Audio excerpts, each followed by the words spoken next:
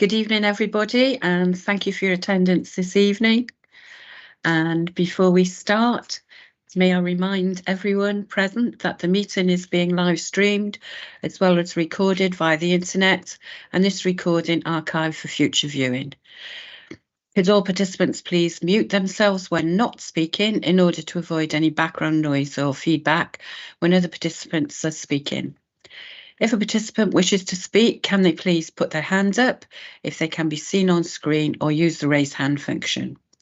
Please ensure that all debate is raised verbally and not via the chat function for the sake of the recording. The chat function may be used to highlight any technical issues and/or to grab the attention of the chair or Democratic Services officer. If any participant has difficulty hearing or being heard when they are addressing the committee, then they should let the chair or Democratic officer know. If they have a webcam, then they should try turning this off, as this will help with broadband or Wi-Fi bandwidth, so they at least can hear and be heard. Right, as I said, good evening, everybody. Thank you for your participation this evening, which takes us swiftly to Agenda 1, which is apologies for absence.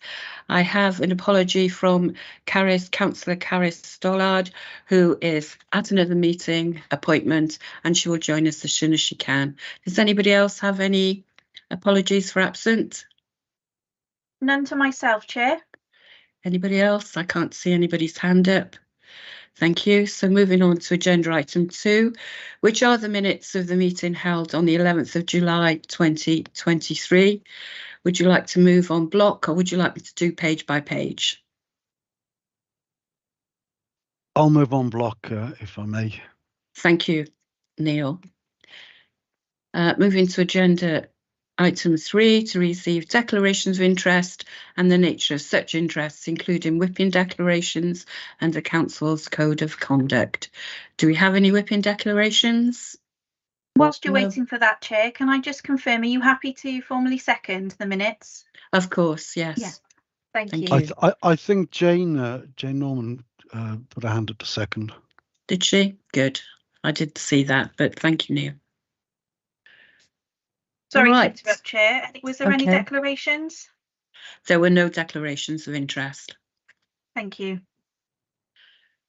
Although this seems to be a heavy report, Gemma, who is going to do agenda 4, 5, 6 and 7 for us, will start with agenda item 4, the financial strategy 2024-25. Has picked out all the relevant pieces that affect this particular scrutiny committee. Thank you for that, Gemma. So if you would like to go ahead. Yes, of course, Chair. I've got some slides just to take us through the report, so I'll just share those now. Okay, so this first report is the financial strategy, and this is very much a roll forward of the figures that were brought before Council in March, and sets out how we propose to set a budget for 24-25 and across the medium-term financial plan. So these slides just cover strategy, economic outlook, the current 5-year position and the approach. So the approach will be broadly as we had for 23-24, and this slide sets out the principles which are also included within the report. This slide just sets out that the position continues to be really challenging, with increasing bank base rate, and we're still seeing relatively high inflation rates in the market, and that obviously has a knock-on effect for the council's pay and also. Sorry, Gemma, you're gone on to mute. Apologies. In terms of future funding, we have projections for some increase in government grant and council tax, but those are very much very high level, and we won't have clarity about how accurate those are until far later in this calendar year. We obviously also continue to propose to use some smoothing reserves in 24-25, and this slide sets out a summary position, and we can see a predicted shortfall of 6.4 million. I think given the kind of revenue monitoring position that we'll come to later in committee, we're expecting that gap to increase as we start to feed in some of those increasing cost pressures in social care, but also in across other services as well. And then this, apologies, this report also sets out how we will seek to close that gap. So it's really important that we challenge all of those cost pressures and review them for whether they'll be permanent cost pressures, whether they can be mitigated in any way, and just to make sure that those cost pressures are really sound and required. We will also, in a similar way to last year, set a savings framework. We're really keen to identify savings or investment opportunities in the transformation space. I think we, like many other local authorities, have taken a lot of savings in previous years, and we're really keen to identify transformation themes, and that's part of the reason that we've looked to kick off this budget process perhaps a bit earlier than we have in previous years. And this sets out some of those transformation themes around looking at alternative target operating models, digital innovation, for instance. Okay, so those are the main points that I was going to draw out in terms of the revenue financial strategy, but I'm happy to take any questions on the report. Does anybody have any questions on that report? It's been sent to us for consultation. Anybody? I can't see any hands up. Chair, sorry. Yeah, Chair, oh, sorry. thank you. Councillor thank you. Christine Cave. Oh, sorry. Yes, thank you, Chair. Thank you for the presentation. I always think it's much handier when we have a presentation because it just helps formulate our ideas a bit more around the report. You say you've kickstarted a bit earlier this year because you're hoping for innovation. And one of the examples you gave was around digital innovation. And I just wondered, it's a very early days and I don't want to put you on the spot here, but when you say that, I just wonder, is there anything in particular that you have in mind? I think not specifically for social care. So I think in terms of this committee, I haven't got specific proposals around digitalisation, but I think it's generally looking at how we deliver services and how we utilise the tools available to us. Obviously, things like where we've implemented the Oracle Fusion system, can we roll that out further to utilise some of that functionality that we already bought to kind of improve our back office services? But there will be things that are customer facing as well that we can use in terms of digitalisation. And I know there is discussions around the use of digital technology in the social care sector as well in terms of supporting people in their homes. So it might be that things like that need to be picked up as well. But very early days, so I haven't got any specific proposals at this point. Apologies. You okay with that, Councillor Cave? Yes, thank you, Chair. Yes, I thought that's where we were, but I just wanted to clarify. I didn't know whether there were some themes that you were following within that digital strategy or any of those other areas that you discussed there. And it, obviously your innovation comes from many places, doesn't it?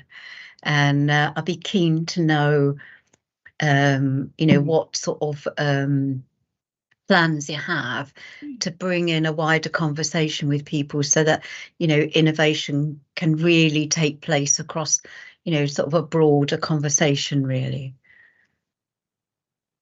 Thank you, Councillor Cave. Councillor Coe? Thank you, Chair. I think this report will be going back to Cabinet. So it's just a general comment, really, that the report says, quite rightly, that you want to ensure that services are maintained to the most vulnerable. But my question is maintained enough? Because if there are gaps, should we be looking not just to maintain what we've got now, but to improve? Chair, if I might come back on that. So I think absolutely it should be something. We also need to consider so there will be investment proposals that are put forward as part of the cost pressures. And as you'll be aware, last year we were in a position where the gap was such that we were unable to progress very many of those investment cost pressures, but they would be looking at where we can improve or transform services as well. We will also need to factor in those where the increase in need needs to be addressed as well. So where we have, for instance, an ageing population, and we need to increase that. We do have funding set aside in the capital programme as well, in terms of looking at investing in the social care from a capital point of view, which I think we've only ever done in a very limited way in the past, and that offers some opportunities to look at kind of alternative provisions and different ways of delivering services, which hopefully offer better outcomes as well. I'm not sure whether any of the service officers want to come in and add to my response in that area. Councillor Cope, would you like to come back? Can't hear you, I'm sorry. I think the point I'm making is maintained the right word? That's what I'm saying. Should it be more than that? That's my point, you know. Do you want to come back, Gemma? Well, I just think absolutely it needs to be a consideration, but we need to obviously also balance that against the significant gap in funding that we're expecting to see as we go through the budget process. But I've noticed Lance is on screen, so I don't know whether he's got anything to add as well. Probably more doom and gloom, Gemma. I think, you know, it is a really worrying picture next year with, you know, the rising costs that we have, as well as demand that is continuing to increase, and our need, you know, statutory responsibility to respond to that growth. So it's very challenging for us to do that, but I accept that in order for us to manage that, we will have to find savings as well. Thank you, Lance. Councillor Thomas, Neil. Thank you, Chair. Yeah, I'm not. Lance kind of made my point for me. Most of the spend within this directorate is on social care and children and so forth, and it's statutory. We have to maintain our services. The intention is to maintain those services and to continue to improve as well.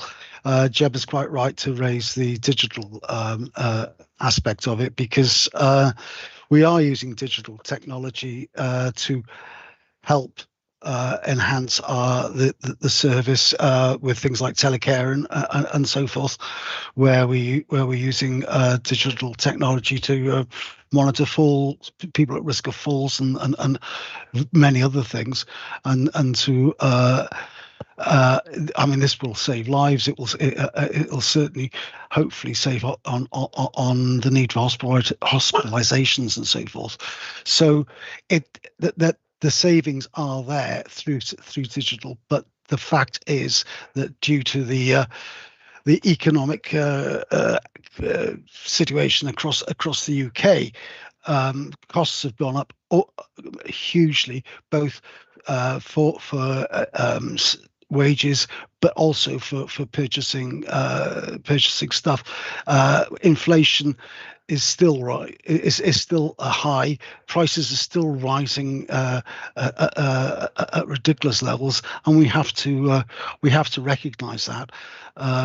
If we do any building, if we buy any tech, all that's going up. Feeding and caring for people, staff employment and so on, all that's going up. The cost of energy for our premises, that is going up, as we all know. Some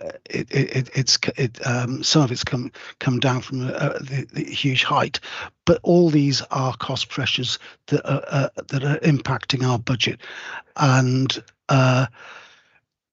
we are, as has been, as Gemma mentioned, we have an aging population, which means that the demand on the service is also going to be going up. So yeah, we're going to be looking for probably maintaining and looking to use our reserves to maintain the kind of service we're providing at the moment. Hopefully, the conditions will change within the next 12 months, but you know, that's not a given. Thanks very much. Thank you, Neil. Does anybody else have their hand up?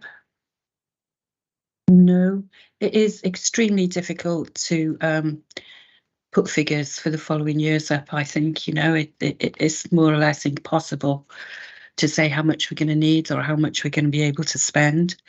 But we have 6 recommendations, and I need a mover and a seconder for recommendation 1, which the Cabinet is recommended to note the challenging financial position faced by the Council with a sense for... Sorry, Chair. Sorry, just to interrupt, if I may, just for clarity for the recording. Obviously, the 6 recommendations were the recommendations of Cabinet. So in terms of, so for this committee, you would obviously be noting the reference and report. And if there were any set comments you wanted to put forward to Cabinet, we could add those, obviously, but there needs to be a purpose behind those as to why we were forwarding them. Right, so this report is just for noting. Does anybody have points that they would like to pass on to the Cabinet? Councillor Cope? Yeah, the report is for us to discuss. So I think that, and I don't want to rehash about things like the Healthcare Wales Inspectorate report, but there are gaps in our services. So I would like us to suggest to Cabinet to look at the wording, given the constraints we're under, which we know what they are, and suggest some wording that encourages improvement in areas that are needed, rather than just maintaining services to the vulnerable. That's my suggestion, Chair. Thank you. Councillor Cave? Thank you, Chair. Yes, I think what I'd like to say is that, yes, we should always be striving for improvement. And I'm sure that everybody that's spoke already is well aware that there are gaps and that we are continually trying to fill those gaps. So I'm not sure that point would be a strong enough point to make on the back of this.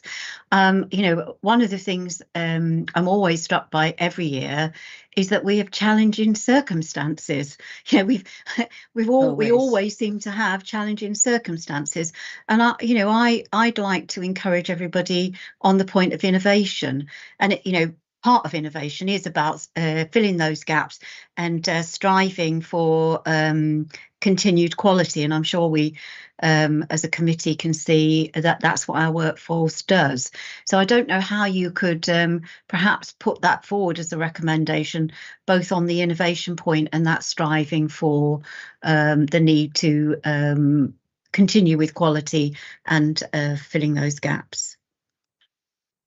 Amy, have you got... I'll bring in Neil first. Neil? Yeah, we know that our officers are constantly striving for improvements and innovation, and they need to be praised for that. To put that sort of wording in, I think is doing them a disservice, because it's asking them to do what they are already doing, and I'd really rather that we didn't include that kind of wording. Certainly, I can see maybe continuing to strive to improve services is a better way of phrasing it, and I would support that, but I couldn't support something that sounds critical of what's already happening. Christine, do you want to come back? I think Chair Marianne Kaup wants to come in. Sorry. So I'll just reserve what I want to say until I've heard what she says. Okay. Marianne? Chair, thank you. I'm not meaning to be overly critical, no, but we know. We've read where the gaps are. We know they're there. We know the financial constraints we're under. We know the constraints that the staff are working under, and I applaud them, because you're damned if you do and you're damned if you don't in social care. But nevertheless, this is the Scrutiny Committee to make recommendations to Cabinet. And my recommendation is that we need to push forward on the areas, and I'm not being specific and I'm not giving targets, and I don't want to be overly critical, but it would not be right for Healthy Living and Social Care Scrutiny Committee to, I don't think, not to push for as much support for our staff and our teams as we can to address the needs of the vulnerable people in the Vale of Glamorgan, like those children on the at-risk register, those carers that are waiting for assessment. We all know what the issues are. So I'm not suggesting big targets, and I don't want to be critical of the staff or the teams. We know the situation, but we do need to push. So thank you, Chair. You would like put in need to push forward for as much support as we can get for staff and for their clients. And for delivery of services, yes. Yeah, and for delivery of services.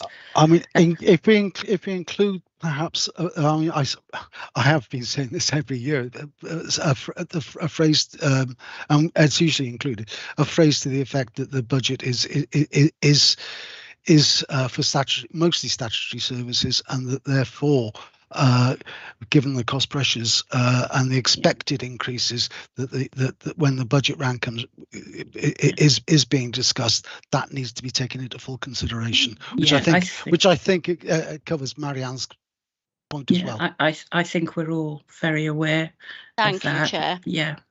Thank you. Christine, did you want to come back?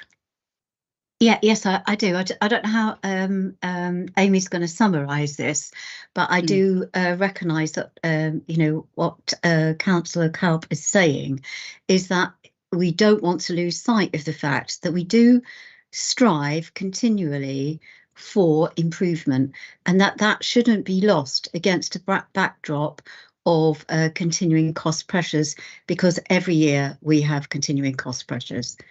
Yeah. I don't think it hurts to say that. My own personal opinion. Did you pick that up, Amy? Have you picked them both up? I did, Chair. I am obviously minuting at the same time.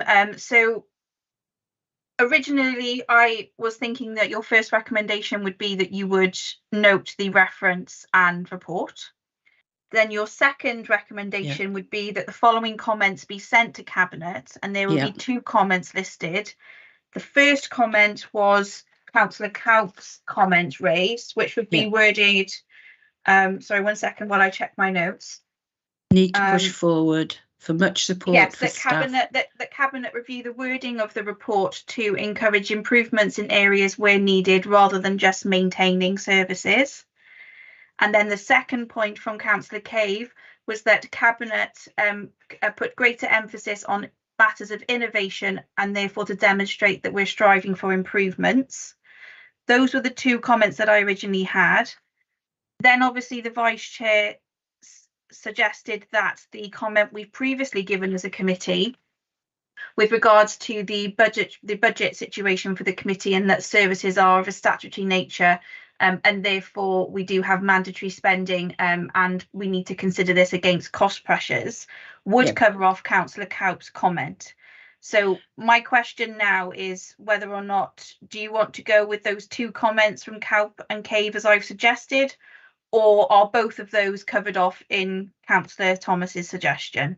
Well, I think it does need to be said, and I don't know how you're going to word it, Amy, as Councillor Cave said, we don't want to lose sight of the background because of the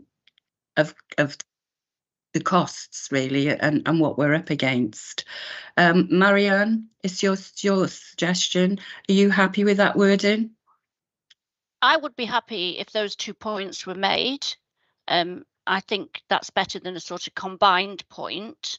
After all, cost is an issue, but if a child dies in the Vale of Glamorgan because they weren't reviewed or something like that, then there'll be a lot of costs associated with that.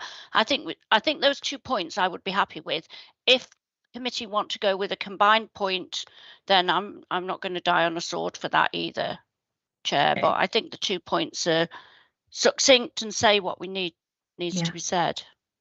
Could I just come in, Chair, and say yes, I agree that the 2 points Amy summarised there were well summarised, but I do also think that what we've lost in the middle here is the call from the committee to thank the staff that are already having a very hard time of it indeed, and thank them for their continued effort on everybody's behalf.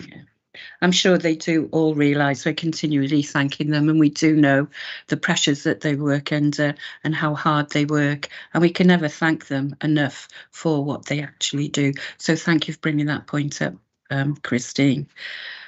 Can I suggest, Chair, that it may be worthwhile asking the members of the committee which way they want to go rather than just leaving it? I was just about to do it. Thank you. So that moves us on to the new wording, or the wording that we would like to send to Cabinet, and everybody seemed quite happy, Marianne and Christine, with the wording that had been suggested from Amy. Can I have a show of hands, please, that everybody is quite happy with that? So just to confirm, Chair, this is 2 recommendations. The first recommendation is to note the reference and report. The second recommendation is to pass 2 comments on to Cabinet for Cabinet's consideration. The first comment would be from Councillor Cowp, and the second comment would be as raised by Councillor Cave, as I paraphrased earlier. Yeah. So that's what the committee are voting on now. Neil, are you happy with that? As I say, I think for a start we need to include the stuff about cost pressures and so on, and that's not included, and the fact that it is an increasing. It's a budget that needs to be increased rather than decreased, and that needs to be considered in the whole budget round, and I think that's being missed in those two. So do you want to add a third comment, Councillor Thomas? Yeah, I'd be happy to add it as a third comment in terms of what's I've been talking about and the kind of things that we do say at most years, and it remains true that this committee's or this directorate's budget necessarily increases, as does education's. Those are the two which are almost hidebound in what they can and can't spend, and what they have to spend, and that has to be considered and has to be drawn to the attention of the Cabinet, and when it gets to that point. Marianne? If I may, Chair, if you don't mind, if I just pop in quickly before Councillor Cowp, it's just obviously I can add that as a third comment from Councillor Thomas. Obviously we have that comment we've passed previously to Cabinet, but I can also build on that, adding to Councillor Cave's point about congratulating the continued efforts of staff. Would the committee be happy for me to combine that as a third comment? Well, the reason for the recommendation is there continue to be significant financial pressures, so it's already in the report. But I'm happy to go with what the committee would like to say. Marianne? That's exactly what I was going to say, Chair. Councillor Thomas, I totally agree with you, but the financial pressures are in there. I was mentioning something that I thought was missing from there that I wanted brought forward, but I don't disagree with what you're saying. I just think it's already in the report. Bullet point 1, challenging financial position faced by the council with a funding gap. Lobbying government, and so it goes on. Point 3, cost pressure. So I think that is already in there, but I bow to the committee's expertise, and I'm happy for it to go in if the committee want it to go in. I mean, it also says the challenges cannot be overstated at this time because of cost pressures. So, Amy. Yes, Chair. You have 3 recommendations on the table at the moment. You would need them moved and seconded. Right. Can we have the first recommendation then, please? So your first recommendation is to note the Cabinet reference and report. You can take that by no dissent, Chair. Right, okay, I can't see anybody disagreeing, so we'll take that. Yes, thank you. Second. The second recommendation would be to pass comments to Cabinet. And there's 3 comments that have been placed on the table. Obviously, I haven't got the exact wording of those, but they were as I paraphrased earlier on in the meeting. Yeah. One from Councillor Cowp, one from Councillor Cave, and then a joined comment from comments of Councillor Thomas and Councillor Cave.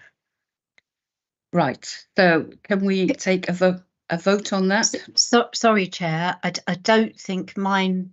I don't think the final point actually tallies with Councillor Thomas. I think it's a separate point in altogether, and I think we don't want to lose sight of the thanks.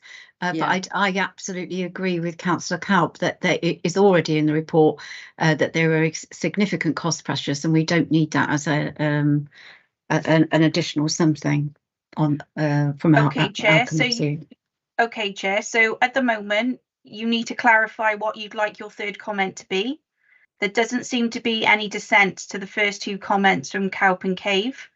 So the committee need to decide if they are passing on that third comment. Okay, well, the third comment is we don't want to lose sight due to cost pressures. Can I try and help out? Of the background due to financial pressures. Neil, yeah, go ahead. I think the third comment is in certainly that I'm seeing that the thanks to the officers and so forth for their continued efforts as part of Councillor Cave's comment. Mine is more about emphasising to Cabinet that emphasise to Cabinet that the cost pressures that are experienced in this directorate are due to the statutory nature of our spend, largely due to the statutory nature of our spend, and we would ask that full consideration be given to the need to reflect what we expect to be coming down the road, and so that we aren't in a position where we're going to have to be declaring a negative turnout at the end of the next financial year. You know, I think these points are actually covered. I mean, the council is open to clear and transparent financial reporting and an appropriate level of challenge to the management of its finances. So I don't know whether we should go to a vote on that addition, your point 3. That's the very reason we should go to a vote. Yeah. Okay, then. Can I have a show of hands, please, as to whether we should add Councillor Thomas's points as agenda item 3 to go to Cabinet? Neil, 2 votes. Right. So you have 6 votes for, Chair. Okay, can we have against, please?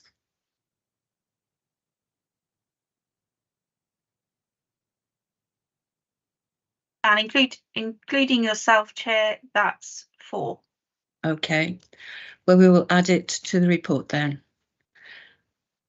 Thank you, Gemma. Thank you, committee. We will now move on to agenda item 5, which is the draft capital strategy 2024-25 and initial capital programme proposals 2024-25 to 2028-29. This went to Cabinet on the 20th of July, and I believe that this is just for consultation. So would you like to go ahead, Gemma, please? Yes, please, Chair. Just a couple of slides on this one, because it's very much a scene-setting report at this stage.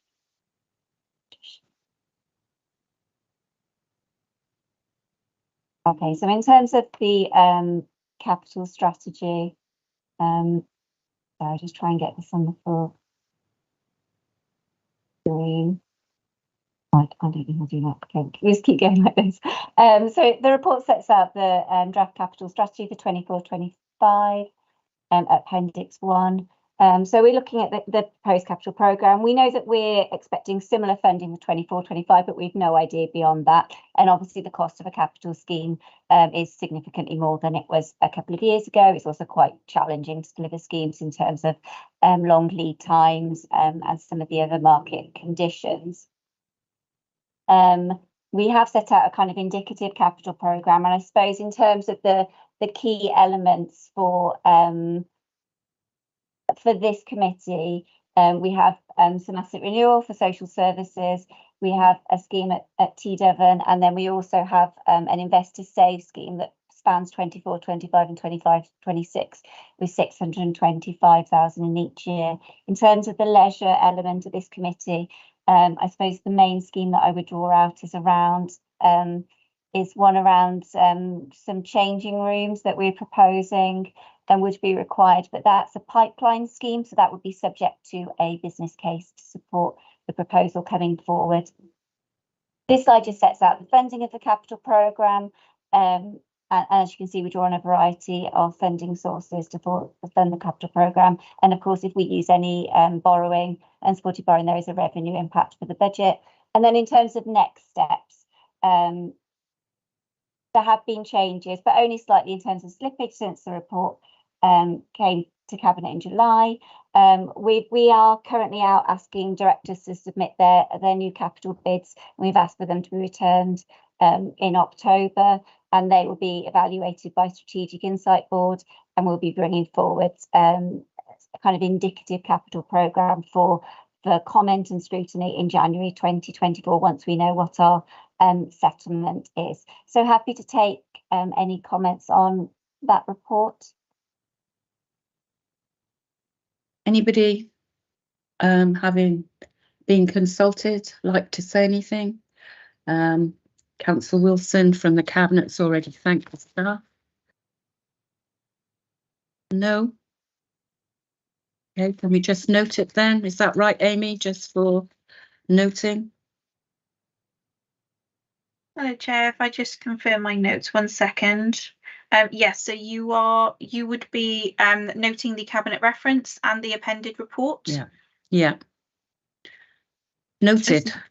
Is that moved and seconded, Chair? I'll move. Another mover and a seconder, please. Jane Norman has moved it. I'll second then. And Councillor Neil Thomas has seconded it. Thank you, Chair. Moving on to agenda item 6, which is the Q1 revenue monitoring 2023-24, which is Gemma again with some PowerPoint slides. Gemma, this is another report, I believe, that is just for noting. Yeah, absolutely, Chair. And this is very early in the financial year, so this is Q1 monitoring. We do have some significant figures, particularly in respect to social services, that I'd like to draw out. So I'll just quickly pull up the slides on this one.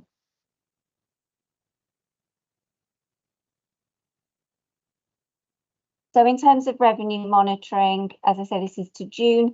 As you can see, there is £1 million kind of net overspend, but that is after significant drawdown from social services reserves. So expecting there to be, if the current outturn figures are fulfilled at year end, we're expecting a significant drawdown of social services and reserves, and that will obviously impact the resilience of the service going forward, given the kind of unpredictable nature of the spend in social services. And this is really drawn out as a kind of significant headline of the overall report.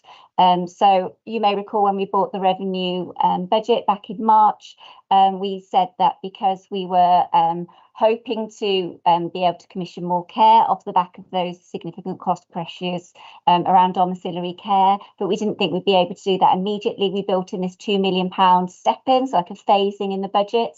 Well, we have been able to commission that care a lot more rapidly than we had expected to be able to, which is good news from a commissioning point of view, but it does mean that we need to draw that £2 million from reserves. We had already planned to draw down £2 million from reserves in terms of the budget programme, and then we do have a significant drawdown from reserves of just over 3 million that is off the back of significant spend around domiciliary care, nursing and residential placements, but also an overspend in residential homes.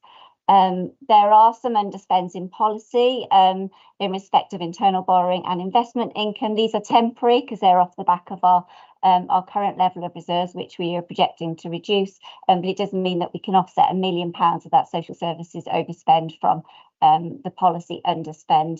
In terms of savings, social services are on track currently to achieve their planned savings in year, but we'll need to keep that review as we go into the autumn because it's dependent on the provision opening as planned. So just to go into social services in a little bit more detail, so there's £4 million projected overspend, but 3 million of that is expected to be offset by additional drawdown from reserves and 1 million from the policy underspend. As I say, we will be using that £2 million as step-in funding, and there's an ongoing budget programme commitment. So the main reason for that overspend is for additional care package costs, but we are having vacancies across the adult services sector, which is offsetting some of that overspend, and that's obviously not necessarily good news within social services either. We are also seeing an impact from the demographic increase, and we didn't allow for demographic increase as part of the 23-24 budget, but also return to care, and where we're needing to allow special rates for residential and nursing placements. We have a significant pressure in respect to placements for children care and legal costs, which we've seen in previous years, and also a pressure in respect to staffing costs in residential homes. We are seeing some offsetting of that through reduction in costs, staff vacancies and some grant income, but given some of the overspends that are being reported across the public sector in Wales, I think in the past our outturn has been masked to a certain extent by additional grants, and I'm not sure that we will receive grant in that same way in this financial year. In terms of environment and housing, there are no specific leisure pressures that I'm drawing out at this stage in the budget, but obviously we'll need to keep that under review as we progress through the financial year. And then this final slide just sets out the use of reserves, and obviously the majority of there's a significant drawdown in the social services report reserve, which is detailed within the report, but we've also got significant use of reserves to fund the capital programme as well. So those are the main points on the revenue monitoring report that I was going to draw out. Happy to take any questions on that report. Thank you very much, Gemma. Thank you for pulling all the relevant points out that we need instead of us having to read pages and pages of stuff that's not relevant to this scrutiny committee. In this report, again, it does mention the revenue position for 23-24 and the challenges due to inflationary. So does anybody have anything they'd like to bring up in this one? It is just for noting, but I'm sure we can send comments to Cabinet if we so wish. No? Thank you, Gemma. So just to confirm, Chair, if I may, there's two recommendations within the report. The first being that the position with regard to the authorities 24 revenue budget be noted. Yeah. And that the second recommendation that the environments are set out in table 1 of the report be noted.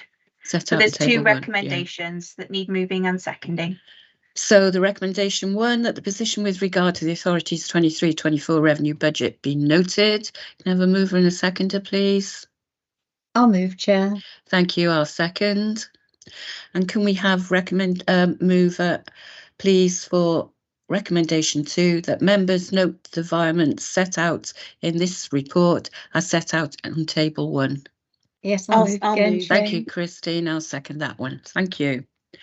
Moving on swiftly then to agenda item 7, another PowerPoint presentation from Gemma, the capital monitoring for the period of the 1st of April to the 30th of June 2023. This is just for noting again. Gemma? Okay, thank you, Chair. Just a few slides on this one as well. Thank you. So in terms of the capital position, it's obviously, again, very early in the financial year, and we're not seeing a lot of spend hitting the ledger at this point. We're obviously continuing to see significant issues around the cost of schemes and having to kind of renegotiate and retender schemes. And we are closely monitoring schemes as we go through the year. We have a very large capital programme this year. So the current approved programme stands at 126 million. So I don't think we've ever, to my knowledge, delivered a scheme of that size. So I would be expecting some slippage as we progress through the year, but we do have some significant schemes, particularly in learning and skills and obviously in the housing improvement programme. So specifically for social services, we have a number of schemes, particularly around asset renewal.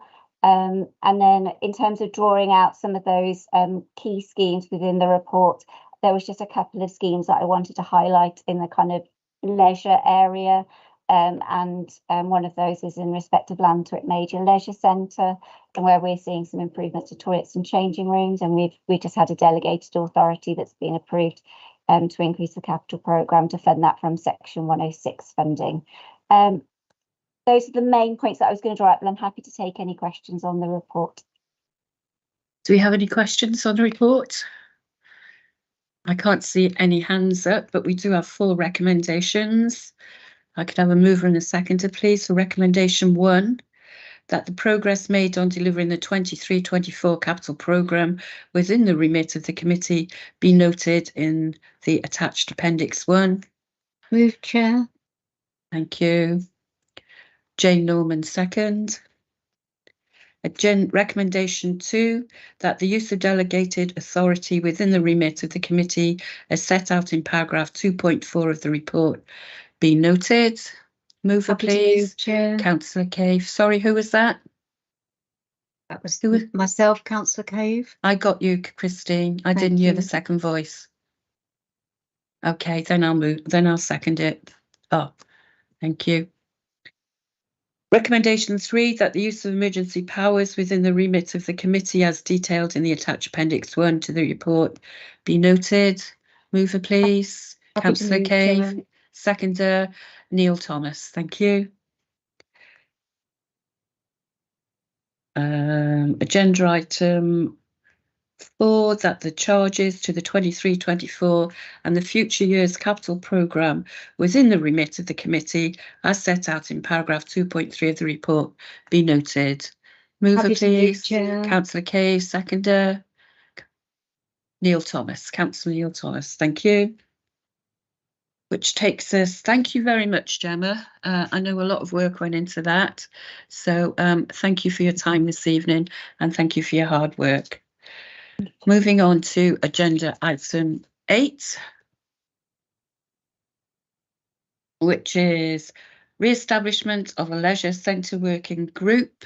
And before we move on to the report, Dave, I'd just like to thank all the staff that accompanied us on all the tours of all your leisure centres. I, for one, was extremely impressed with the staff and the work that's gone into them and the improvements that have been made. So thank you very much, Dave. And if I can move to agenda item 8, which is the re-establishment of a leisure centre working group.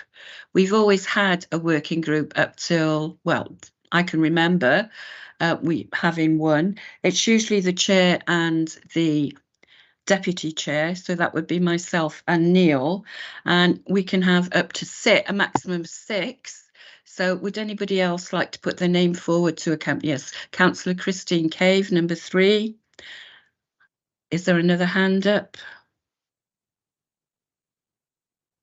There are 4 hands up. Oh dear. Right. Well, we've got 3. 5 now. Who were the first ones? Councillor Robert Fisher.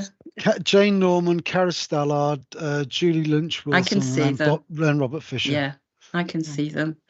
So we've got Councillor Cave, Councillor Robert Fisher, Councillor Cowris Stallard and Julie Lynch-Wilson.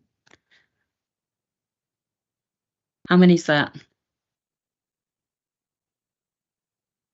If you, sorry, Chair, if you take them in order, I think Jane, Councillor Norman is next, then Councillor Stallard. Is that what you're doing? You're taking I'm trying to say raise their hands. Yeah. So there's just So we have Councillor Thomas, Councillor Charles, Councillor Norman, Councillor Stallard, Councillor Cave. Who is next? 1, 2, 3. That's 5. One more.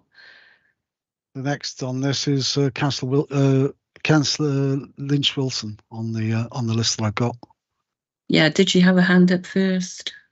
Well, if you go over people, if you click on people, it's got them up in order of. Right. Yeah. Okay. Yeah. Got it. Yeah. Okay. So it's yourself, Chair, and Councillor Thomas as Chair and Vice. Yeah. Then you referred to Councillor Cave, but Councillor Cave isn't on the list. She did have her hand up first, though. As soon as the chair noted my name, I took my hand down. I think my hand was the first one up. That's why I took it down. Okay, so Councillor Cave, then Councillor Norman, then Councillor Stallard and Lynch-Wilson. Okay, that gives you your 6. Thank you very much. Thank you. Dave, would you like to say anything on the report? I think you've covered the main issues, and I thank you for your kind comments about the visits as well, and I'll make sure they're passed on to Legacy. The one thing I probably would like to say, which is probably outside the remit of the report, is regarding the likely first work that we'd be looking for the working group to undertake, which will be related to the significant works we've got planned at Penarth Leisure Centre regarding the roof. Staff are being informed about the implications of the work on the roof at Penarth that Gemma kindly referred to in her capital programme update. It's a £2 million scheme, and obviously there will be some disruption to normal services at Penarth. In the next few weeks, we will be releasing further information about these works, which are due to start at the end of October. And I will try to keep committee informed as those press releases are actually sent out. I think it's important that staff are informed first, and I'm working with Legacy at the present time in terms of that aspect of the disruption that will be caused. So hopefully I'll be in a position to update you very, very shortly. So it is my understanding, Dave, it's the roof that's been renewed, yeah? Yes, the whole of the roof is being renewed in Penarth Leisure Centre, and the side glazing, which has obviously caused us a number of issues over a number of years. And obviously health and safety has to be the be all and end all in terms of the replacement works that are taking place. I'm working very closely with our colleagues in the property section who are managing this job to keep disruption to a minimum, but sadly there will be impacts upon the normal operation of the centre during works. It is what it is, Dave, and I commend you for thinking of people's safety first. Can I draw your attention to 4.1 of the report, climate change and nature implications? The Council's leisure centres have introduced a number of energy saving features in recent years. I just wondered if we were having solar panelling on the roof.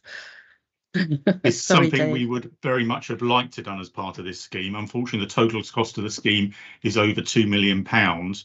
We are currently in the process of, as Gemma mentioned, preparing capital bids for next year. The roof at Penarth Leisure Centre, the new roof, has been designed that is capable of taking PV panels, and we're also doing investigation works at Barry, and the information we've had to date is very, very positive that would also be a suitable roof for PV panels. So that will be subject to a capital bid. I was very interested in what Gemma was saying about payback schemes, because obviously there's the opportunity in terms of the energy that's generated. The issue that we have, and it's not insurmountable as we proved with Cowbridge Leisure Centre, which has got PV panels, is that the main financial beneficiary of any PV panels is obviously our contractor, Legacy Leisure, and we have to work with them to reduce their contract price in terms of the energy savings they make at the site. So there is a negotiation that needs to take place with them should we be successful in securing funding for PV panels. But they also share our commitment to the environment and to global warming and the climate crisis, as you saw during your visits. So again, I would hope that that part of the negotiation wouldn't be too difficult. And obviously, I would hope that money will be made available in the future, either directly by the council or via a grant scheme, which Gemma also touched upon, whereby we could secure PV panelling in the future. Thank you very much, Dave. Can I bring in Councillor Neil Thomas? Yeah, thank you, Chair. Thanks, Dave, for that. It's a shame we can't sort of combine the two, the PV panels and the re-roofing, but you're quite right in drawing it to our attention.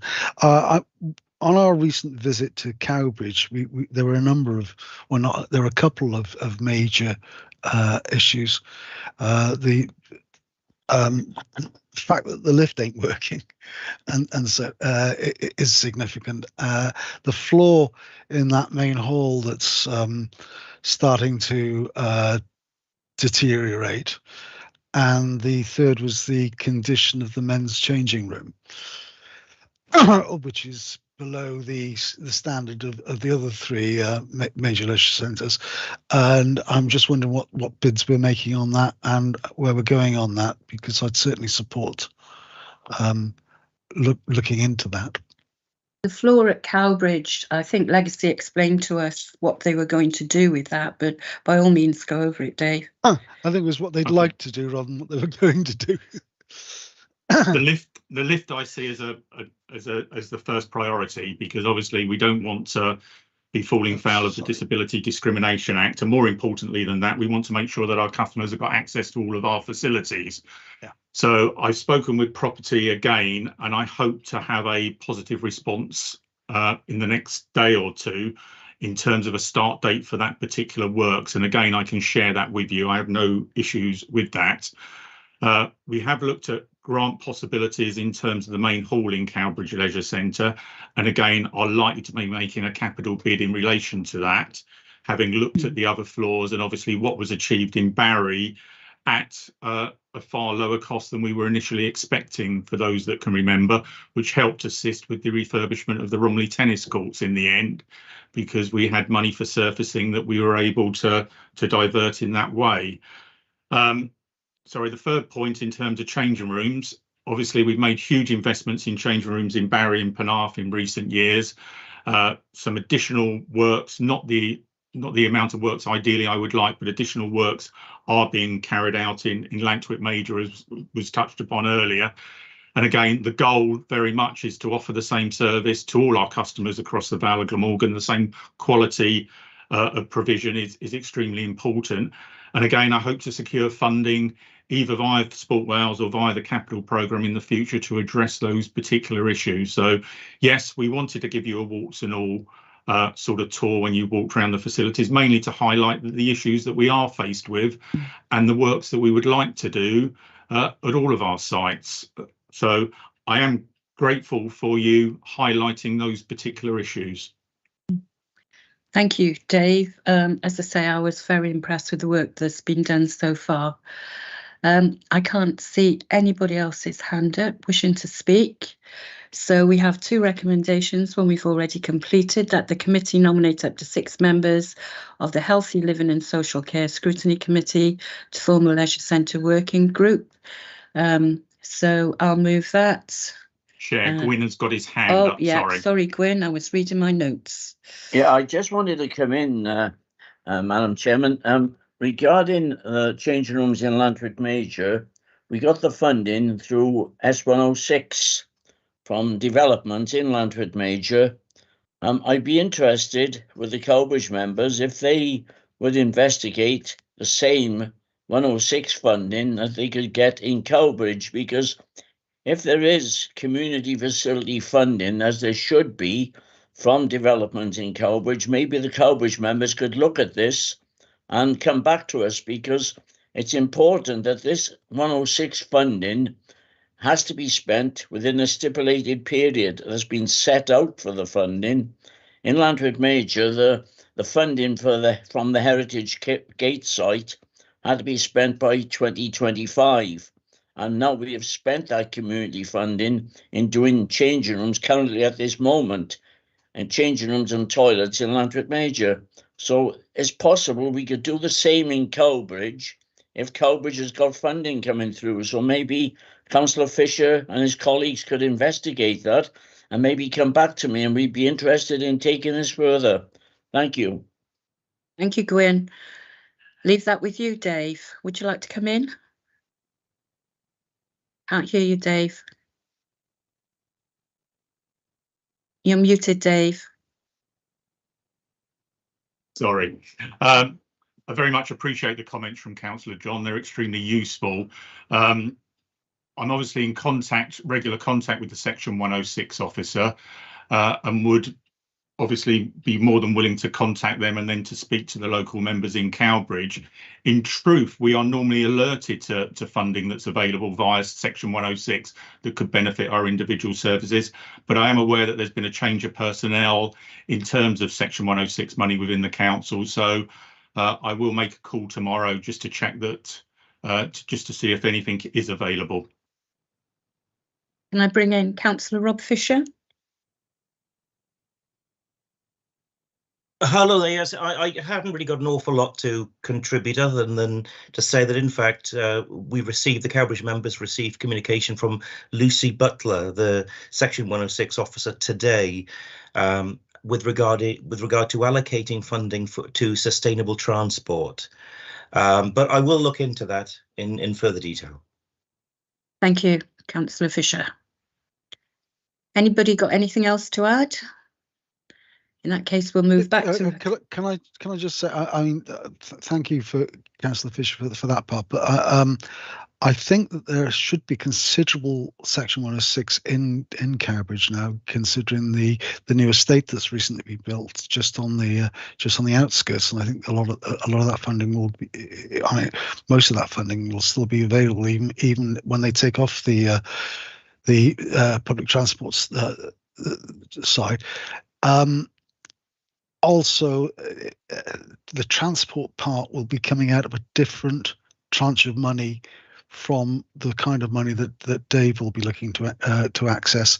That, for those who don't know, for the new members who haven't dealt with Section 106, it comes in bits. Some goes to public arts, some goes to education, some goes to transport, various other social benefit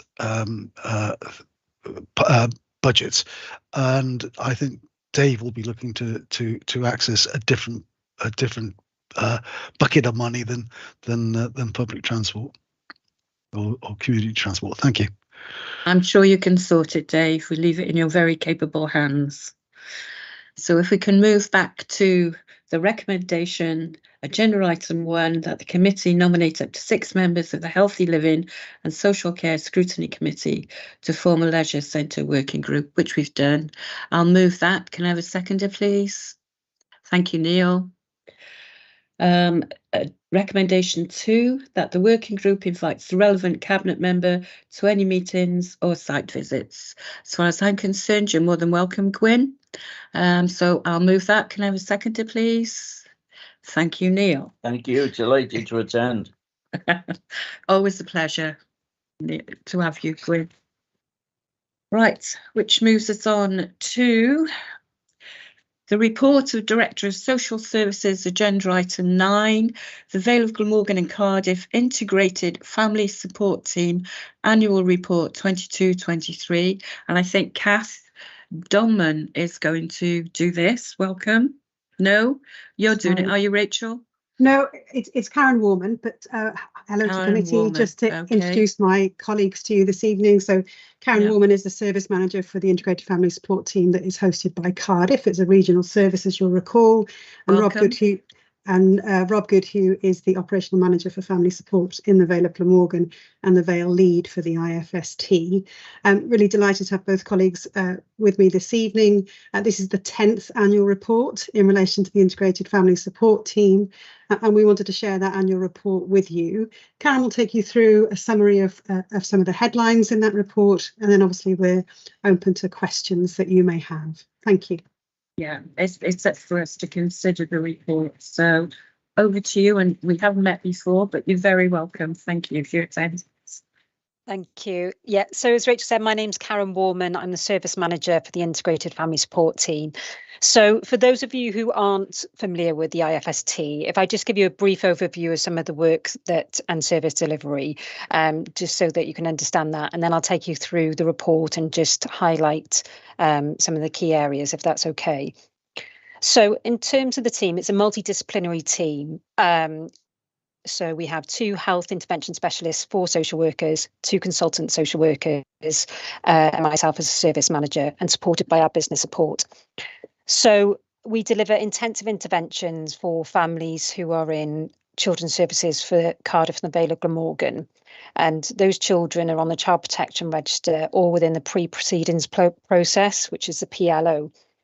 So the nature of the interventions are to deliver interventions where there's a family crisis, and that can be in relation to substance and alcohol use, mental health or domestic abuse. And that changed following the Social Services and Wellbeing Act. Prior to that, it was purely in relation to substance misuse and alcohol use.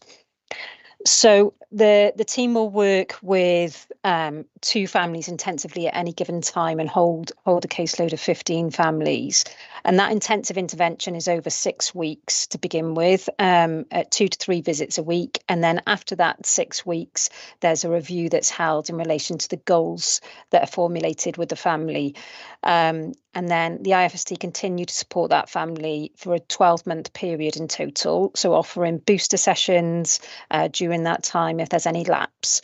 So the model itself is based on behavioural change, so the cycle of change, and it's underpinned by evidence-based tools, namely in relation to motivational interviewing, solution brief focus therapy.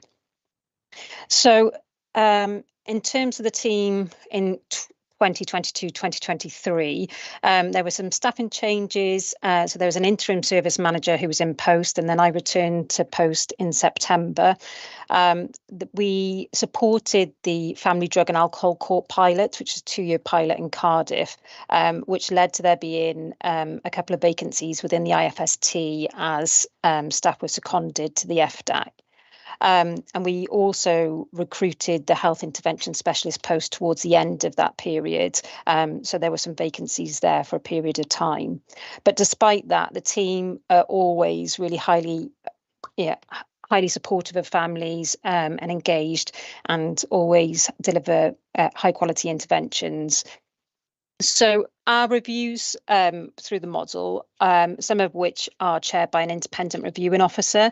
And again, there was a temporary time in which there was a vacancy with the IRO, in which the consultant social workers and the team stepped into that role in the interim. So I'll just take you through in terms of the budget for the service. So it's a revenue support grant. It's split 50-50 between Cardiff and the Vale, and we've just come within that grant. That might look differently next year in terms of pay awards to consider, but for this period, we were inside the grant. I think it's just worth noting that in August 2022, aligned services to the IFST were the early intervention team and the community reinforcement and family therapy team, which were funded through the Area Planning Board substance misuse. And unfortunately, those services were not recommissioned due to the APB taken an alliance approach to the services that they were delivering. So in terms of the step up, step down kind of support that came between the 2 teams, we were unable to offer that going forward. As an interim measure, Cardiff did, some of those staff remained with Cardiff only to deliver support to families on a CASP. And I know that Vale of Glamorgan were interested in what outcomes were coming from with those staff delivering CASP. So kind of moving on, one of the consultant social workers undertook a review of the brief interventions that were delivered during COVID-19 and slightly after that time to see whether they were effective. And we found that generally brief interventions were effective where families were in the action stages of change. However, outcomes were less successful with families where there were parents in codependent relationships featuring domestic abuse and characterised by long-term entrenched alcohol or substance use. And when we mean entrenched, we're looking at 10 plus years. So we found that for those families that it was really important that we return to the IFST model in its entirety in terms of service delivery. And that's something that we've really focused on this year to get the best outcome for families. So we've got a role in terms of supporting strength-based practice, and we continue to deliver high-quality student placements and mentoring newly qualified members of staff. So I'll move on to the outcomes, so the RBAs. So generally, we look at a 70-30 split in terms of service delivery between the two local authorities, which has been achieved. And in terms of the total referrals into the team, that was 144, with 44 of those being for the Vale. And that surpasses the target is 120. So the need for the service is definitely evidenced. And in terms of allocated families, there was 48 for Cardiff and 19 for the Vale of Glamorgan, totaling 67 allocations. You might note that in terms of no space, so just to explain that, is when referrals come in and they're appropriate for the service, but due to capacity at that time, they're given a no space response. Those families are then tracked and risk assessed in terms of allocation at a later date. They are roughly, they're not quite 50%, but they're just below that. So we're always looking at ways of what other services those families can receive if IFST is not available, or we make sure that they're prioritised in terms of re-referrals into the service at a later date. So we know that at the point of referral into the service that the majority of referrals remain in relation to alcohol or substance misuse, with the top being alcohol, cannabis and cocaine, which is also echoed within the Family Drug and Alcohol Court. Although that's at the point of referral, the numbers in relation to mental health as a reason for referral or domestic abuse look low on terms of primary reason for referral. In terms of during the intervention, at the end of the intervention, I would say that the majority of families experience mental health, if not all, and the same for domestic abuse, which is seen within the goal categories that are created with families as we move forward. So in terms of families referred to from the Vale particularly, so that was 44 families were referred, and that equates to 97 children. And in terms of allocations, that was 19 families with 47 children who received a service in that period of time.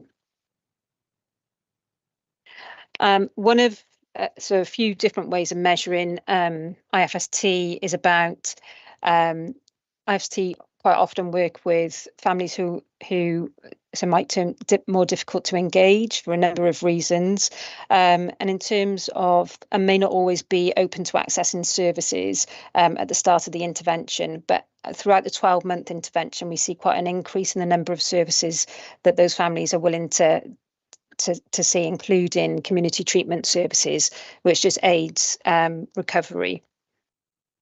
So we track using the Warwickshire and Edinburgh Wellbeing Scale, the journey of families in terms of it's a happiness scale. It's an evidence-based tool that we use, and we can see an upwards trajectory in terms of the line graph there over the 12-month period, which just kind of further correlates with the goal scoring and the written feedback that we receive from families.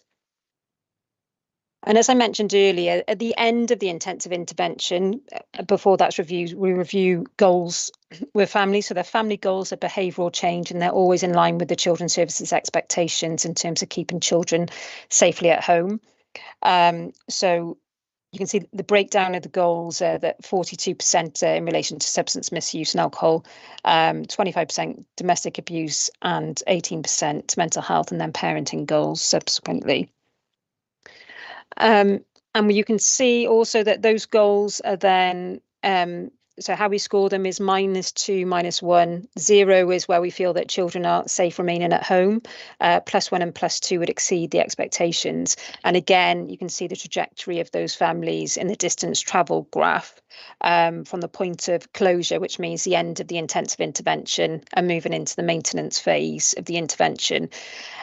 We do see, and this has been common over 10 years, in all honesty, is that there's likelihood of lapse and relapse at the 3-month stage. And so we intend to kind of support families at that stage by offering booster sessions, but also a support worker offers any support prior to that date, and knowing that that is quite often a difficult period of time for parents. And in terms of family and children outcomes, so I always accept that in terms of numbers, then they're relatively small, but so 31% of children are deregistered following the intensive phase of the intervention, and 25% closed children's services. But I think of note is always that 94% of children remain safely at home with their families during that time. And that's quite a consistent figure year on year, really. So if I would just move on to kind of some of the other things that the IFST deliver in terms of training. So the expectation is that we deliver 3 lots of 2-day IFST training to the wider workforce, and generally that's delivered through the social work universities, and we've got a health intervention specialist who delivered at a conference, and we've got a VAUD SV specialist within the team also delivering some training, and that's something that we hope to build on this particular year and enhancing our offer to both the Vale and Cardiff. I sit on the PLO panel for Cardiff, and likewise the Vale Legal Gateway, and also a part of the APB forum. So in terms of partnership working, that's a treatment therapies, clinical governance, harm reduction, and children and young people's forum, and then communicate that information back to local authorities. Challenges and issues in this period of time is always one of which locally has always been about IT systems. So we're working across a region with different IT systems hosted by Cardiff. So we hope that we can improve the access to the WICA system, which would really help communication. We're obviously using a hybrid working model, but through family feedback and practitioner insight, we recognise that delivering interventions and building therapeutic relationships is achieved best in person. So we try to do that wherever possible, and that's a preferred method. And then we use hybrid options to support the maintenance phase and any other meetings. The IFST is responded to the needs within the FDAC in terms of offering post-proceeding support to families. So where families have been through FDAC and the plan is for the child to be reunified to the parents' care, after that intensive period of time, the families step down into the IFST for a period of 12 months, in which usually there is a care order or supervision order in place, and we're able to continue to support that family in terms of their recovery. So we would hope to review that and look at that pathway if that's something that's viable ongoing, but that's dependent on the Family Drug and Alcohol Court funding. And then in terms of priorities for the next 12 months, so we're partway through that now, but is a renewed focus on delivering the IFST model in its entirety, just based on the evidence that we collated regarding brief interventions, and knowing that families that are referred into the IFST have increasingly complex needs, as is seen across children's services over the years. We hope we have a Vale practice link that's already in place, but we hope that the health intervention specialist will have a role in terms of supporting with the pre-birth pathway within the Vale, and looking at kind of the antenatal programs that are available.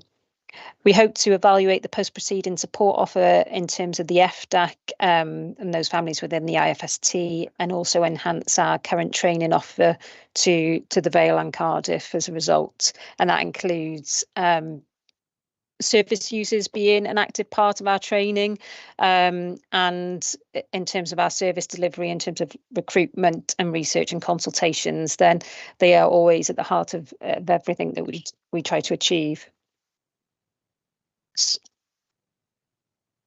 So yeah, I think those are the priorities for our next 12 months, and I'd just like to open it up to see if anybody has any questions. Thank you very much. I enjoyed reading this report. I thought it was an easy to read report. I think you do excellent work.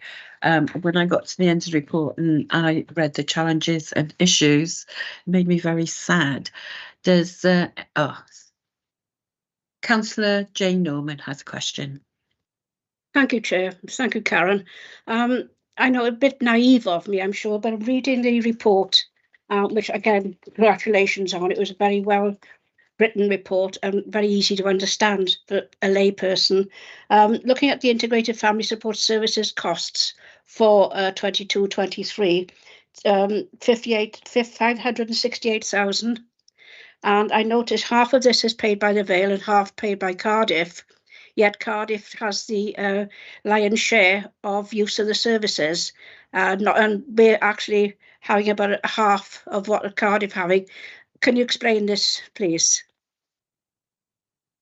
I can, yes. So originally when the IFST was set up, it was a 70-30 split, the grant, and that moved to the revenue support grant to 50-50. There's always been an understanding in terms of need for each local authority that was agreed that it'd be a 70-30 split despite the 50-50 grant funding. I'll ask Rachel if she's got anything to add to that. Yeah, thanks, Karen. Obviously, it's not helpful to disagree in committee.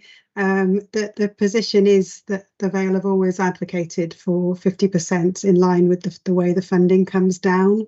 Now, that is unusual to see funding coming down in that way, given the different size of the two local authorities. And there is a reality that the need in the Vale is never likely to match the need in Cardiff. Yes, given that we're two very different sized local authorities. So we've done different things over the period of 10 years, and one of those has been to widen the ability to make referrals, yes, so to include drug and alcohol as well as domestic violence.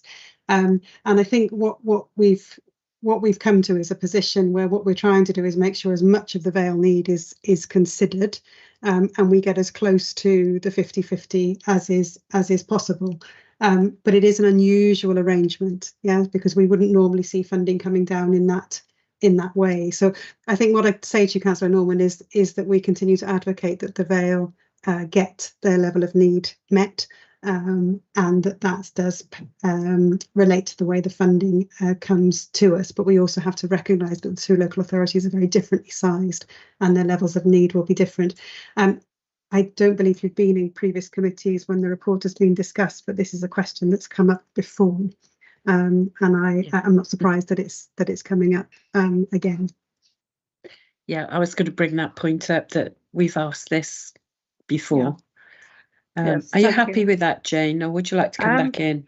Well, I'd just like to say that I think with the constraints that we're working under, whether in the Vale with social services, I still feel it's unfair the way it's been funded, when we could do with more money actually being spent in the Vale. But if that's the way it's historically been done, then, as I say, as a new member to this committee, I bow to your experience. Thank you. And thank you, Rachel, for making sure that we can send as much as we can through to Karen to get our money's worth, for sure. Anybody else? Oh, Marianne? Thank you for that. Congratulations on this service, because it's very needed, and I noted at 2.3 the positive outcomes for 94% of the children who receive the service, which is great. And you've mentioned the IT situation, and that is really very. I understand that. I presume that some of the people work for the health service and some work for social services. Therefore, there's difficulties in accessing each other's records. But from the point of view of the families, it's really important that we try and iron out. And I know it's not simple. I have got a question though. And I know that, referrals exceed capacity, but it says at 2.6, reassessment of the role of the independent reviewing officer. I wondered what that actually entailed. So because it goes on to say within reviewing officers within the team could create opportunities, increase the team's capacity for intervention work. Yeah, so that's a good point. So that's something that we're currently considering, is that up until this point, we've had an independent reviewing officer who's chaired the maintenance meeting, which is at the end of the intensive phase, and the 3 and 6 month review. So the Vale have been included in conversations regarding whether that role is required or whether we could absorb that role within the team and with the opportunity to generate capacity and effectively deliver more to more families. Like to come back, Marianne? No, I suspected that's what it was. I just thought I'd ask the question because yes, if referrals are exceeding capacity and there's a way to manage it and get more through, that's obviously a good thing. Yeah, thank you, Marianne. Thank you, Karen. I see nobody else's hand up. We have one recommendation that Scrutiny Committee considers the Integrated Family Support Team annual report for 2022-23, Appendix 1. I think we've done that. I'll move that. Can I have a seconder, please? Thank you, Neil. Councillor Neil Thomas to second. Thank you very much. It was a really lovely report, really well done. It was very easy to read, as Councillor Normal has said, and full of information. Thank you very much. Thank you. Thank you. Which moves us on to Lance. Chair, yes. Sorry, before we just before we move on, and forgive me because I'm new, but I guess that this report started 10 years ago and it's continued and we get it every year. And I'm assuming that this isn't the only important work stream of healthy living and social care. And I'm just raising the question, are there other reports of a similar nature, or the other work streams that we don't get reports of? And do the committee want to look at that, not just now, but in the future? Other people that we work with? Well, not necessarily, other work streams within this may have been singled out for a report because it was new, and I'm not saying we don't want to know about it, of course. And I'm not a great fan of a load of reports anyway. No. But it may be that this isn't the only work stream that's important to report to the committee. I don't know, and I'm just asking the question. And whether or not we continue to have a report yearly, or whether it comes in a different format, as in, a bullet point report, an overview, I don't know. I'm just raising it. Good point. Lance would like to answer. Yeah, that's an excellent point, Councillor Cope. And when we did discuss in the agenda conference, if you recall, that when we put this report together, or I suppose when the service first started, it was a joint endeavour with another local authority. It's quite a serious undertaking. It was grant funded, as we've heard as well, and that needed careful and close monitoring. And it was right it came to Scrutiny Committee for those reasons. I think 10 years on, I think bringing one team's report is really interesting, and it's great to have that annual report. But I suppose it makes me wonder all about the other teams in social services, of which there are tens, well, probably 30s, 40s maybe, and we don't give them the same scrutiny. So I removed that as a recommendation in this report, that we came back and had further annual reports. So I wouldn't intend to do it unless Scrutiny Committee asked me for it. It would then slip off of the kind of annual requirement list. But obviously, if Scrutiny Committee said, actually, we want the reports on IFST every year, then we would bring them. So it really is for committee to decide. Yeah. Would you like an annual report, Marianne, brought to us on IFT? I don't mind having a one-page summary, which, you know, the good, the bad and the ugly is simple. You know, I think a full report is a lot. I don't know if we need it, but that's why I'm raising the question. And are there other areas that actually we might want to occasionally look at in more detail? I don't know. I just throw it out there for. I think, yeah, that is the future. It's something we've been talking about, and we're hoping to do that, Marianne, and we'll be bringing them to this committee. Okay, thank you. So thank you for that. Councillor Thomas. Yeah, I'd like to thank Councillor Kaup for raising this, because it is something that's been brought up at scrutiny chairs and vice chairs, and the purpose of reports that are coming to all the scrutiny committees. There are a lot of them that are coming just for noting or just for information. And really, the scrutiny committee isn't being asked to do much with it. And Councillor Kaup is quite right to raise this. There is another alternative, and that's to ask for the report to be brought in written form and for it to be circulated for information. Because I mean, as you say, it is an interesting report. It's a pleasure to read, but maybe not. This isn't the forum for it. So if it was circulated to committee members or even wider in email form, in written form, then we could always interrogate if there are questions we wanted to raise for any report. We could do it through that means rather than bringing it to committee. Thank you, Neil. Amy. Oh, sorry. No, that's it. Amy, did you want to come in? Yes, Chair, if I may. It was just obviously to remind committee that obviously you do receive quarterly tracking reports, which includes the committee's forward work programme. So there is a process in place for yourself, Chair, and the Vice, obviously, to be made aware of what is coming up on the agendas each month. Those discussions do happen at agenda conferences, and obviously the officers can advise you at that time as well what you wish to keep on the forward work programme, which is subsequently approved by the committee on a quarterly basis. In terms of the recommendation that Lance has made for the committee this evening, that would give you a second recommendation, that the Vale of Glamorgan and Cardiff Integrated Family Support Team annual report be removed from the committee's forward work programme as a rolling item. So that's not to say that we won't have it again, it's just going to be removed from the forward work programme as an ongoing rolling item, and we would have it in the future on an ad hoc basis, as Councillor Thomas has referred to. And we move that recommendation. Thank you, Neil. I'll second that. Lance, would you like to come in? It was I think my screen may have frozen. Oh, okay, I'm back.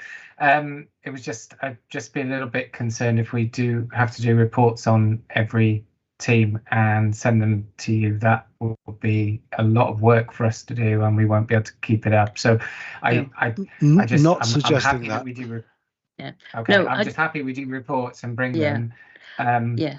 And we try and make sure there's a really good spread, and we have, as Amy said, that scrutiny involvement every quarter to ensure that they are covered. And I'm happy to bring anything that you would request, but I would find it difficult to send you reports in addition to that programme. Yeah, I understand that, and I don't think we've said that, and I think that Neil and I will be scrutinising the reports, and maybe a lot of noting ones we will thin down, or regular reports that we have very often. And I think we've got to take ownership of this, and in our agenda conferences talk about it a bit more and look for newer things, more interesting things. But we're not wanting you to bring everything, so don't worry about that. So we moved that last one, did we? Can I just say, I meant that if there were significant changes or significant issues within a group, then we that can be brought to agenda conference to consider whether it needs to be part of the next agenda, but not as a full report, but just as look, this is an issue we need to talk about it sort of position. Okay. Thank you. Marianne? Thank you, Chair. I've learnt a new word today, agenda conferences. I don't know anything about them. No, you may not want to answer now. I just wondered what they were and who goes to them, and is it possible occasionally or ever to sit in on one? No, as an it's observer? not, unless you're chair or vice chair. What we do is we meet with the officers who have put the report together, and we go through it and we say, well, you know, what is this about? What is that about? Is this relevant? Is this not relevant? And we scrutinise the report before it gets to scrutiny, really, I suppose. Would you agree with that, Neil? Thank you, Chair, for that explanation. That's okay. Yeah, pretty much. Yeah. It's a way of making this scrutiny committee more effective by highlighting issues, and also it gives us a chance to say to some officers, you know, there's something in this report that maybe needs to be elaborated on a bit further for the benefit of the committee that maybe has come up, and so the report could be changed to reflect that as well. So it's kind of a pre-meeting, which we're all used to. Thank you, Neil. Moving on then to reference 10, which is the annual corporate safeguarding report 22-23, Cabinet 7th of September 2023. The references to follow. Lance, you're up.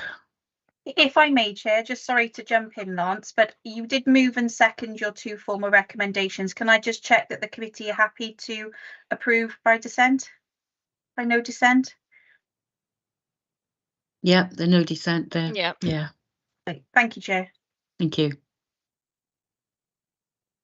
I actually thought my colleague Ian was going to do it, so I'm hoping he's going to pop up now. But if he doesn't, I can do it because obviously I was involved in putting it together. I'm hoping Ian's ready to do it and expecting to do it. Excellent.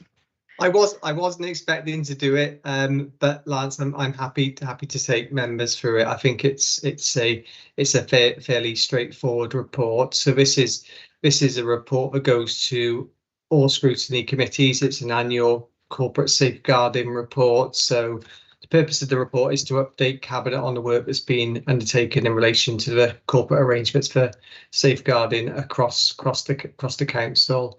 So you note in terms of the recommendations are that Cabinet notes the work that's been undertaken during the year, and that Cabinet continue to receive 6 monthly reports, and that the report is referred to the relevant committees, including this one. So there's an appendix included with this report, which is the annual report. It's a very, very detailed report. I don't plan to take committee through that report, but it really sets out the really in-depth work that's undertaken at the corporate safeguarding group throughout the year, and how there's a joint approach to safeguarding across the council. So although safeguarding is part of my remit and it was within social services, it's the responsibility of everybody within the council. We work very closely in relation to that.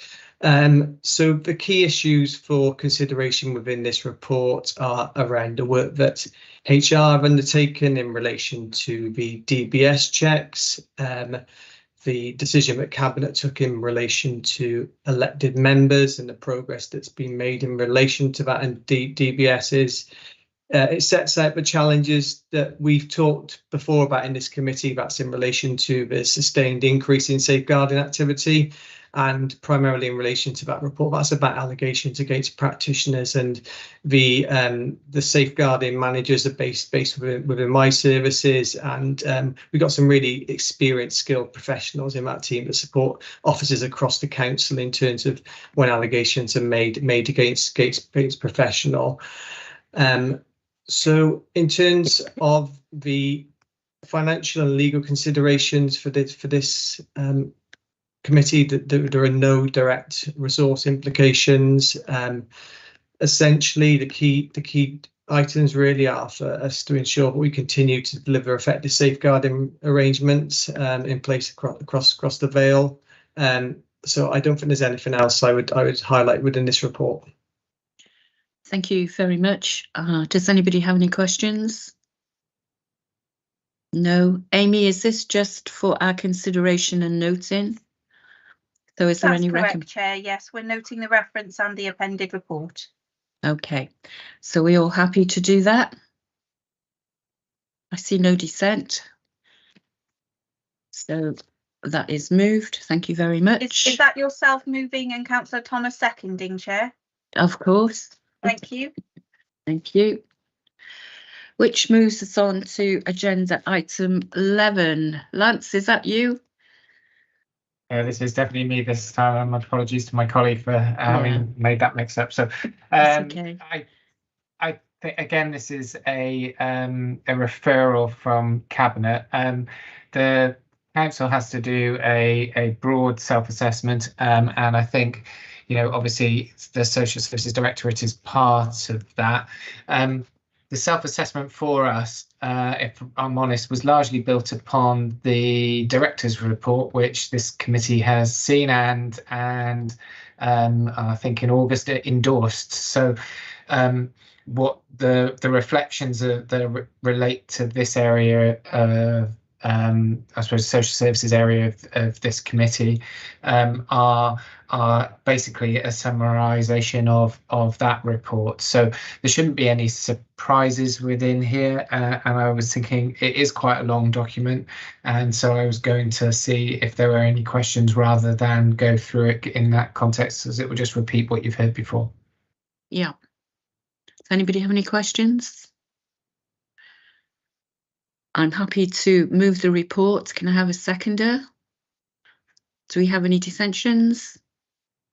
No, thank you. Moving on then to agenda item 12, which is the annual delivery plan monitoring report, Q1 performance 2023-24. And we do have some work to do on this, so thank you, Lance. That's okay. And yes, thank you for this. This report is a familiar format that the committee would have seen previously. This describes our performance at Q1, and I suppose, you know, it goes through in terms of a number of areas at the appendices, and so I think the slideshow part of it, if that's the right description, yes, gives you quite a clear area in terms of how we are against our PIs, and then there's a bit more detail in terms of the achievements we've had under the relevant corporate objectives, and so there's I suppose a narrative description of some of the things that we've been involved with, and my Ledger colleagues have as well, the areas that are relevant to this committee. There's also the bits that we are still planning to do and that we haven't progressed in the way that we would have wanted to quite as quickly.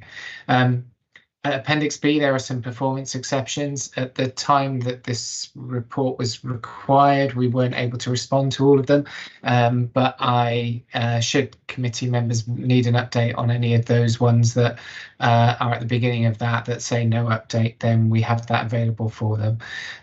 You don't want me to go through the 31, I am sure, so but we do have updates where possible. I think there were one or two where we still didn't have an update because things hadn't progressed as yet. So rather than me go through all of that detail line by line, I'm sure you don't want me to do that, then I would move to any questions that you may have. Yeah, I didn't see many red blocks, to be honest. Does anybody have any questions for Lance on the report? No. We have two recommendations. The first recommendation is that members consider Q1 performance results and progress towards achieving the annual delivery plan 2023-24, commitments as aligned to our corporate plan, wellbeing objectives within the remit of the committee. Can I have a move, please? Thank you, Neil. Seconder? No, I'll second it then. Do we have any dissent? No dissent, that's moved. Thank you. Well, thank you all very much for your attendance. Can I just say that the next meeting is Monday, the 9th of October, not Tuesday, the 10th.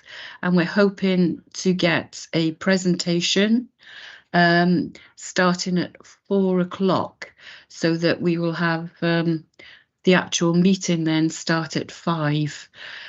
I don't have any items which are urgent under part 2, or any items that I feel are urgent. So, Amy? If I may, Chair, just to confirm, there is a second recommendation on your last agenda, item 11, which is to note the remedial actions. And to agenda item 2, that members consider the remedial actions to be taken to address it.